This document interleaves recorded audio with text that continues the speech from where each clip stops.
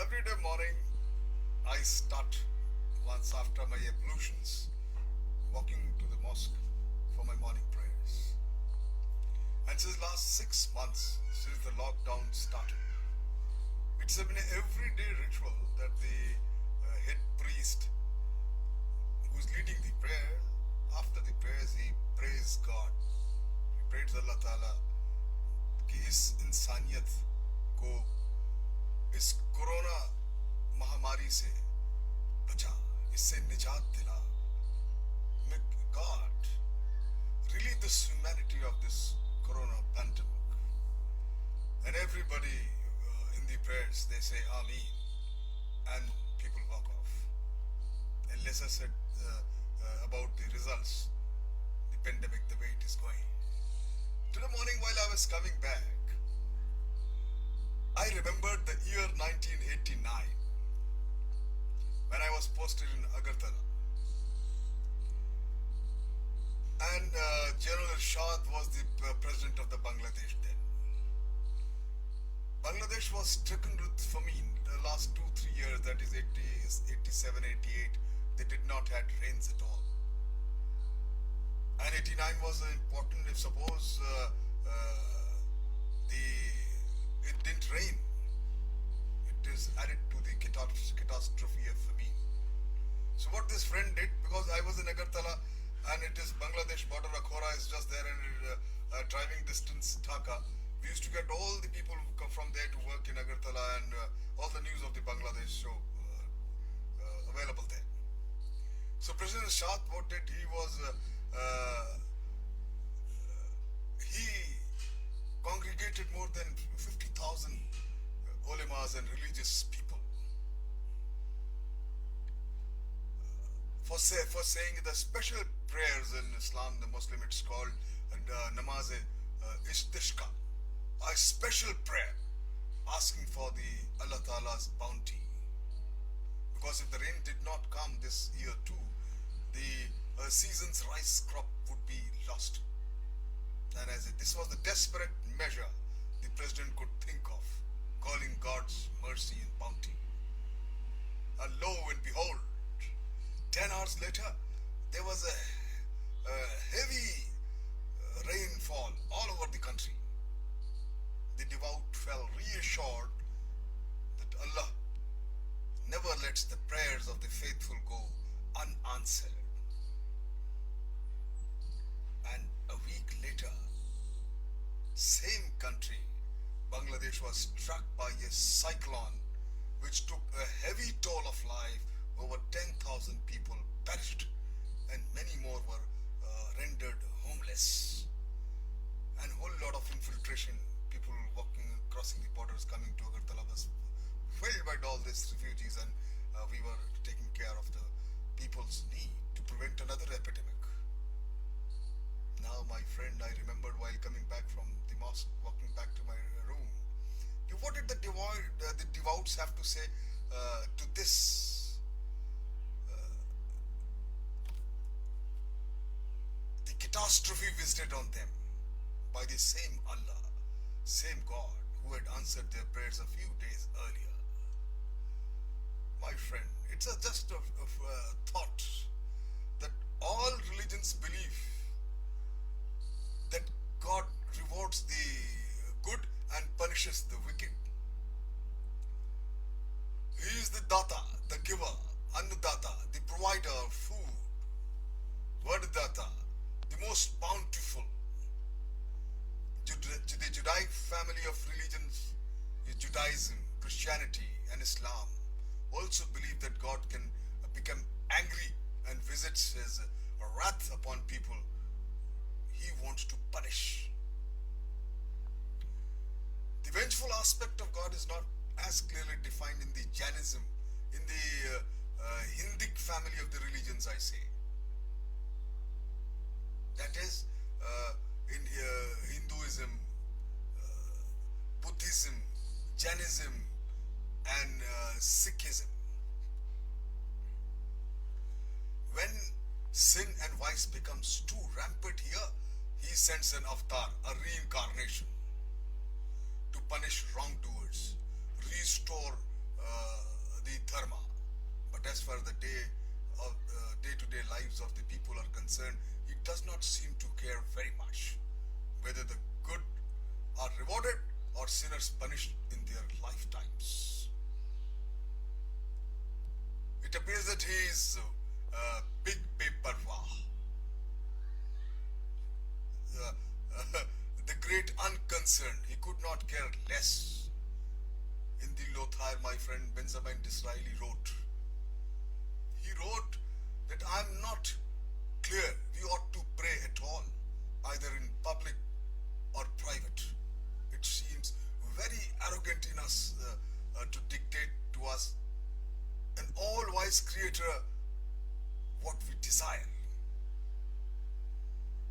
One might ask, what then is achieved by praying to God? Should we thank Him if our prayers are answered and curse Him if they are not? If our prayers are answered,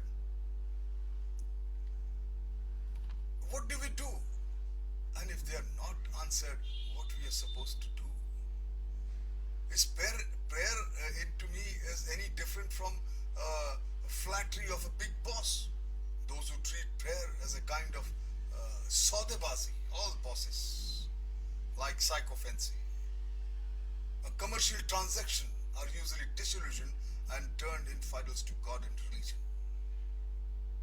I know of at least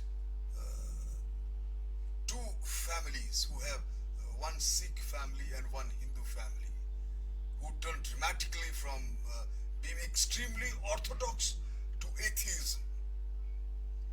The first case was, every member of the family, Sikh friend of mine, every family said all the 5 prescribed daily prayers, Nit Niyam they call it, as well as read the Granth Sahib for an hour or 2. They had Akhand Paths, non-stop, reading of the Granth Sahib almost every hour, almost every month. Then a succession of suddenly tragedies struck the family. 2 daughters lost their husbands. A 3rd marriage broke up with a few weeks of its celebrations, and their business collapsed. One fine morning, the family decided that all their prayers and worship has been in vain, and that God has shown utter disregard for them. Sadly, they abandoned prayers and gave up their Granth Sahib to a Gurdwara.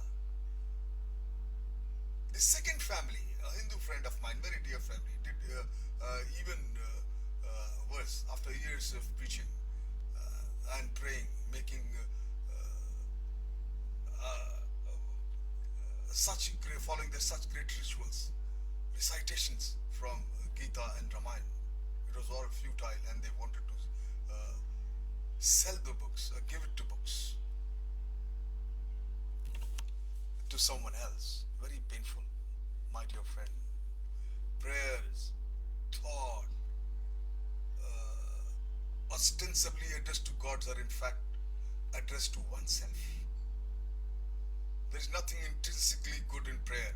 Prayers come from the same mouth as oaths. You see, even the dacoits are known to pray before they rob and kill people.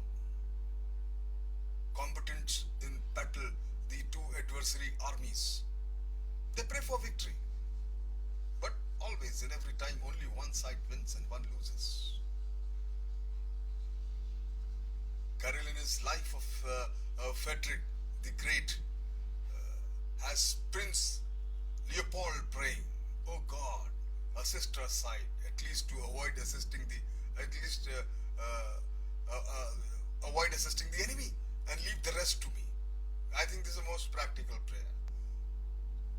Believing the efficacy of prayer is based on the desire to be successful in whatever is uppermost in our mind.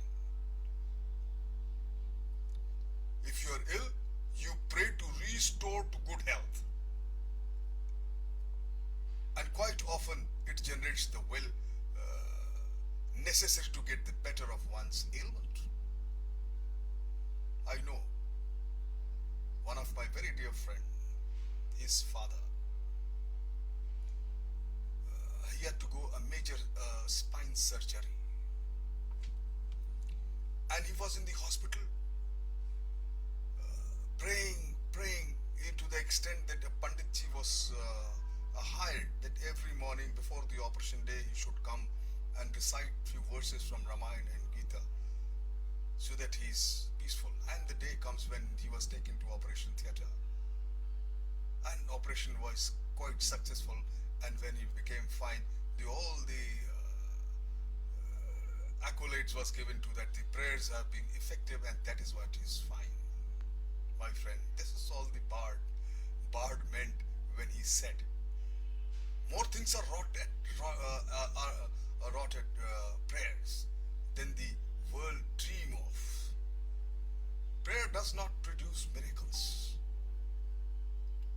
It only gives a reassurance and self-confidence to help us face the adversary. It is exactly the same I feel as the Three Idiots, that popular all is well prescription. It works. Then Mr. Amir Khan explains the philosophy of the all is well. It's exactly the same.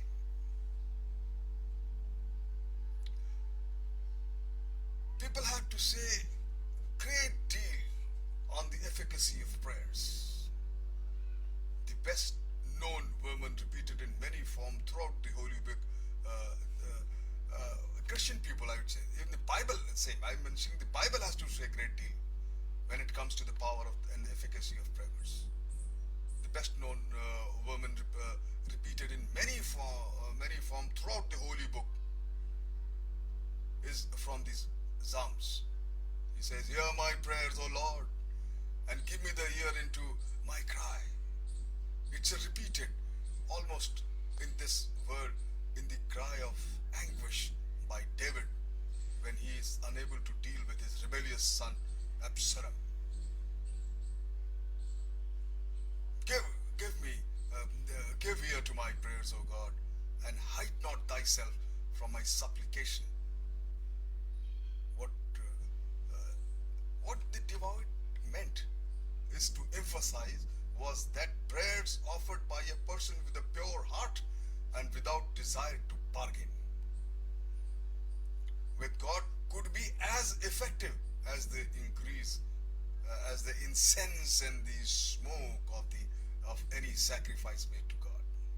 My dear friend, ultimately I understand and feel, I give you food for thought, that every religion and every godman, they emphasize over and over again that one must not lose faith in God or in the power of prayers.